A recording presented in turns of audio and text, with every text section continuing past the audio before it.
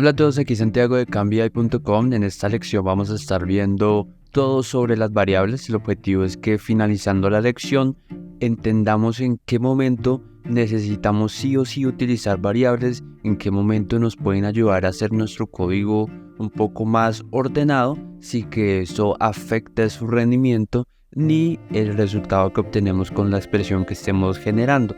Vamos a ver puntualmente tres cosas. Primero, cómo funcionan las variables como constantes a la hora de construir expresiones de DAX.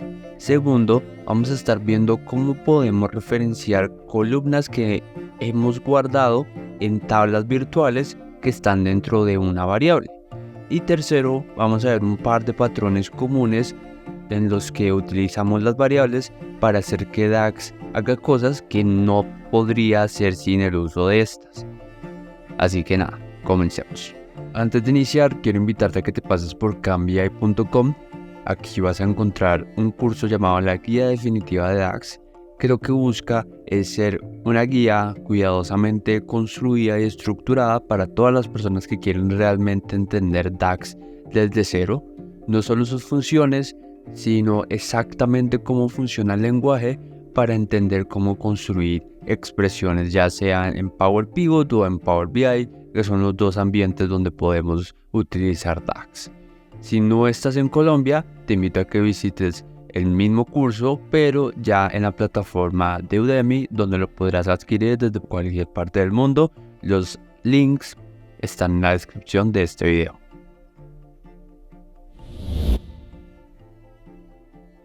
¿Qué significa que las variables sean constantes? Bueno, que las variables son evaluadas cuando las definimos con la palabra clave var y no cuando las referenciamos como parte del cálculo o expresión que estemos creando.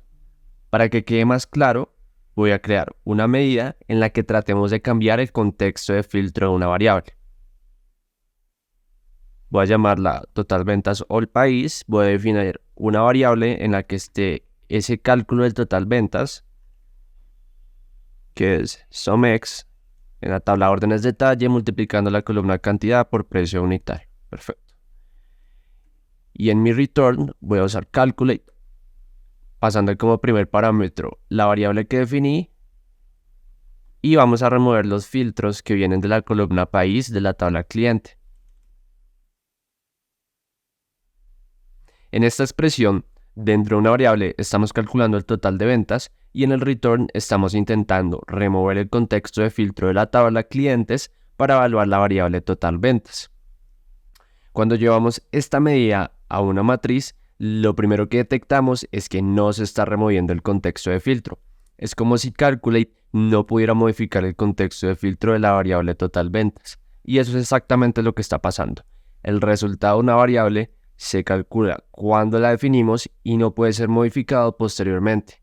En la variable total ventas calculamos el valor de las ventas totales y una vez ese cálculo se evalúa dentro de la variable, no es posible modificarla de ninguna manera.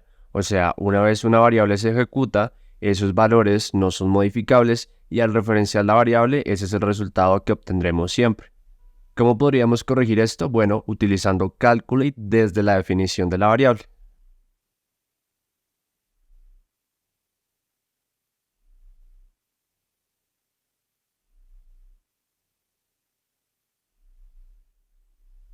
Y ya tendríamos el resultado correcto. O también, otra manera de haberlo solucionado era no usar una variable, sino haciendo el cálculo de las ventas totales directamente en el primer parámetro de calculate.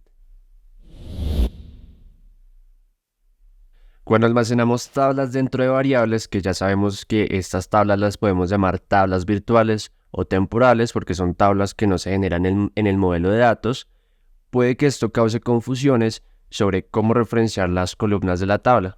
¿Debería llamar la variable en la que está almacenada la tabla y de alguna manera pedirle que me devuelva una columna puntual? No, de hecho es mucho más sencillo que eso.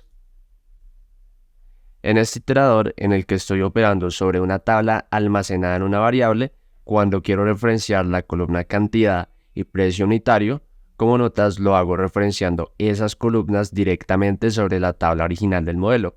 Lógicamente, para poderlas referenciar, deben estar contenidas en la tabla que está almacenada en la variable, pero simplemente uso su nombre original. Por último, veamos dos patrones del uso avanzado de variables. Uno es usarlas para definir los contextos de filtro de Calculate. Por ejemplo, esta medida que llamaré total ventas 1996 y país Argentina va a ser igual a la evaluación de la medida total ventas usando Calculate para modificar el contexto de filtro y únicamente mantenerlo cuando el año sea 1996 y el país sea Argentina. Voy a definir ese filtro dentro de una variable.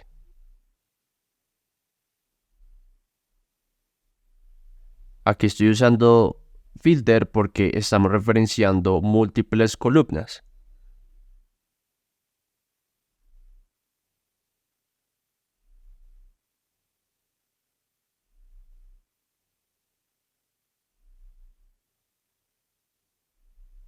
Y en el return voy a usar calculate ahora sí sobre total ventas, siendo el segundo parámetro la variable que acabamos de definir.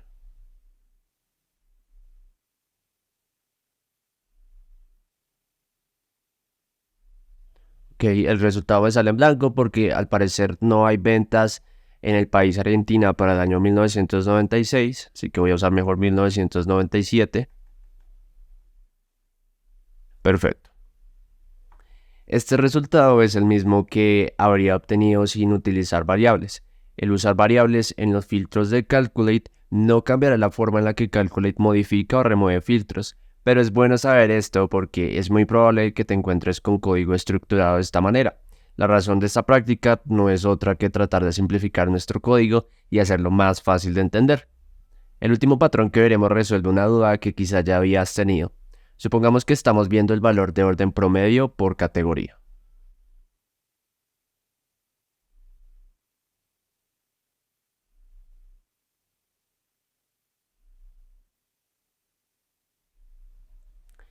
Y nos piden contar las categorías que están por encima del promedio general, o sea, el promedio sin contexto de filtro, que es 628.52.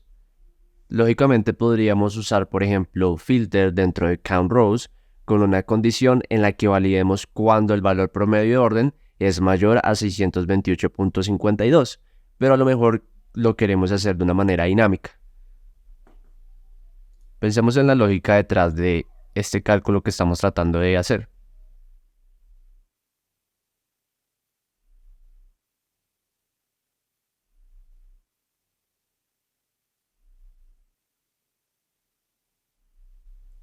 La lógica que yo utilizaría sería usar count rows dentro de una tabla filtrada que sería la tabla categorías cuando el valor de orden promedio sea mayor o igual al valor de orden promedio.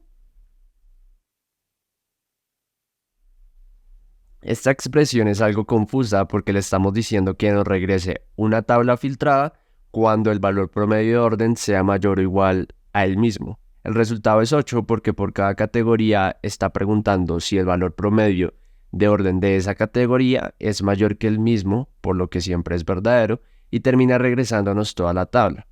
La solución en este caso sería usar una variable.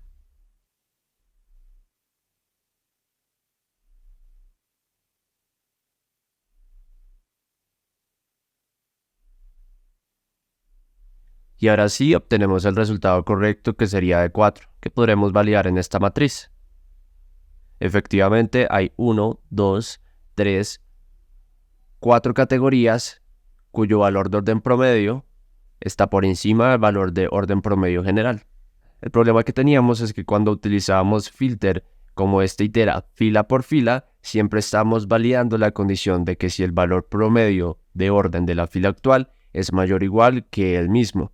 Usar una variable en este caso nos permite salirnos del contexto de fila creado por filter y comparar el valor promedio de orden de la categoría actual con el general. Lo bueno de hacerlo así es que esto es dinámico. Si filtrara por año, busquemos un año en el que varíe. En 1996, el valor de orden promedio ya no era de 600, sino de 558. por lo que solo 3 categorías cumplen con esa condición. Así que esta expresión que creamos acá es dinámica. En esta lección hemos terminado de cubrir las características de las variables, entendiendo que solo se evalúan cuando son definidas, cómo referenciar columnas de tablas almacenadas en variables, una buena práctica para usarlas como filtro en la función calculate y una manera de aprovecharlas para salirnos de contextos de fila y poder hacer comparativos entre medidas.